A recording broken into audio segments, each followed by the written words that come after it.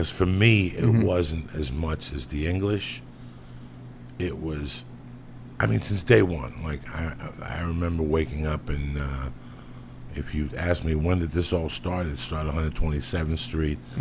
And there, I learned how to, I didn't know black and white. I just knew friends. Where I lived on 88th Street, those kids didn't talk to me because my mom would talk to me in Spanish. Right.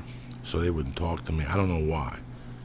But after hanging out with Jasper and that whole scene, when I went back to 88th Street, and once I got to that school, I was always very timid and quiet. I felt socially unacceptable. Right. I was Cuban. I wasn't as good as the white kids. Right. You know, you don't know how to fit in.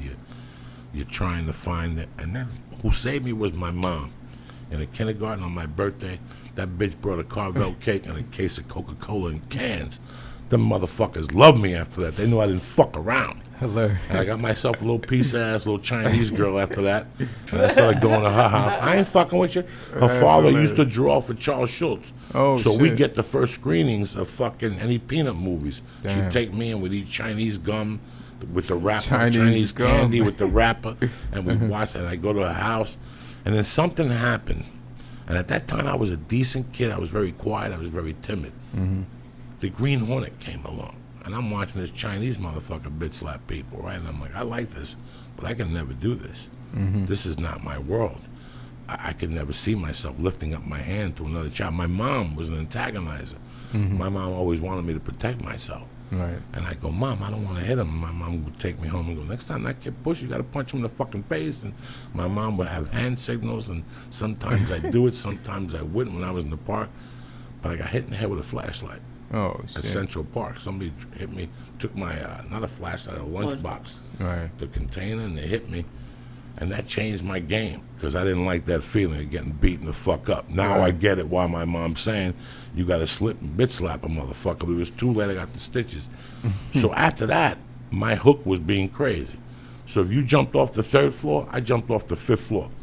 Right. If you fought 2 guys, I fought 3 guys. If you hit them with 1 egg, I hit them with 3 eggs. Right. I was one of those motherfuckers.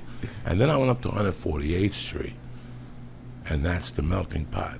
I was black, Puerto Rican, Irish, a couple Jews, a couple Germans. Everybody got along. It's like Do the Right Thing.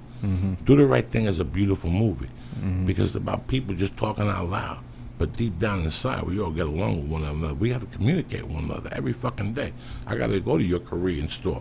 You got to walk by me to get fucking shoes. You know, there's interaction. No, there's interaction that you don't know about. Even though I'm sitting on the corner going, those fucking Puerto Ricans, those fucking... Meanwhile, I'm at the corner with him, hugging him, giving him $1 so he'd get a bottle. Right. Because that's how I roll. But you follow me? They get along. You just get along. And that's where I got that little melting pot is where I just got hit. Like, I knew that you had to back your friends. Right. You know, if you want to be fucking whatever, if somebody's fucking with Lee and I'm there and there's 8 motherfuckers, you want people to not fuck with you, jump in for Lee and bitch slap them. That's it. Right. You're the leader of this crew now. You're giving orders. You're hanging out with the other leaders and shit. So that's the way I knew. I never knew it was about being funny. Right. I never had an idea. That came in later on at 13, The Odd Couple. But like jumping from the 4th window when somebody jumps from the 3rd, that shit is funny. Like, you're doing a lot of funny shit, but you don't know how much you're entertaining people. You know, you're entertaining people more than scaring the shit out of them. You know what I'm saying? Like like you were the crazy funny motherfucker, you know, but you're identifying with the crazy part, but people are like, this motherfucker is entertaining. I like to hang around this motherfucker. He's amazing. Do you remember the 45 singles? Yeah, the records? Yeah, the records, okay. My mom had a jukebox at the bar. So when the 45 singles were done, she'd keep them in a box.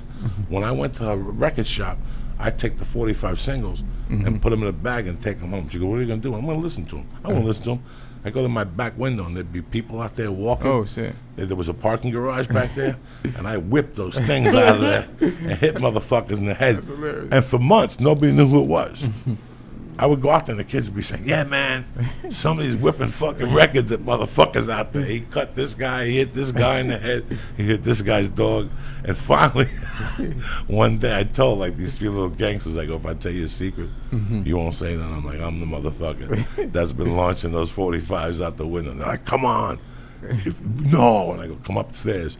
I had boxes of them. Oh, shit. These motherfuckers went nuts. I gave them like a ham and cheese sandwich. I let them up there throwing those things out the window for like an hour. Oh, my God. You were a terror. That shit is crazy, but it's fun.